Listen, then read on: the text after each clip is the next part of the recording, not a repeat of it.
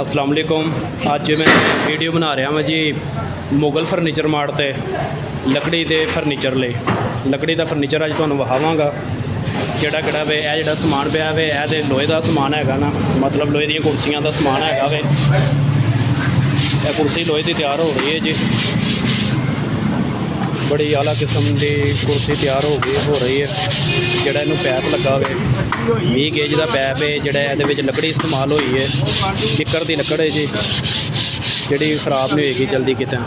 तो इस तो बाद आ गए ने जी लकड़ी के सैट है ने जी 3 फुट के लकड़ी के सैट। यह डैक्स की जिहड़ी हाइट है ना वो हैगी जी 2 फुट लकड़ी का डैक्स हैगा जी। फ्रेम सारा का मुकम्मल लकड़ी का तो यदी हाइट जी 2 फुट होएगी। जोड़ा ये बेंच की हाइट होएगी 15 इंच, 1.5 फुट तो थोड़ी जी कम होएगी हाइट ये। तो यह 3 फुट का सैट है जी। इस तो बाद 4 फुट का सैट आता लकड़ी के विच।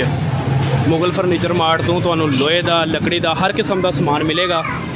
तो यह जोड़ा फिलहाल आर्डर आया जी 200 सैट का, 200 सैट 3 फुट का जोड़ा देना है जी। तो मैं ज़रा वीडियो बना लवां तो दोस्तों के नाल वीडियो शेयर करा। मुगल फर्नीचर मार्ट वालियां दा एड्रैस हैगा जी दाता दरबार की बैक साइड अखां वाले हॉस्पिटल के बिल्कुल सामने नज़द हाफिज़ चाय वाला भी हैगा जी। जे तुसी स्कूल का फर्नीचर खरीदना चाहते हो तो मुगल फर्नीचर मार्ट तो आके स्कूल का फर्नीचर खरीदो। बकाया मार्केटां नालों मुगल फर्नीचर मार्ट वालियां दा रेट बहुत कम हैगा। जे 3 फुट का सैट किक्कर के माल के बाहर 2000 रुपये का, तो मुगल फर्नीचर मार्ट वालियां कोलों तुहानूं 1800 रुपये का सैट मिलेगा। इन्हां दा रेट बिल्कुल मुनासिब हैगा जी। 4 फुट का जिहड़ा सैट है वो तुहानूं मिलेगा 2500 रुपये का। बिल्कुल साफ सुथरा उत्ते टाप लगा होएगा, लकड़ जिहड़ी किक्कर दी लगी होएगी। तो 2500 रुपये का तुहानूं जी 4 फुट का सैट मिलेगा। जिहड़ा 3 फुट वाला सैट है यह 2000 रुपये का मिलेगा।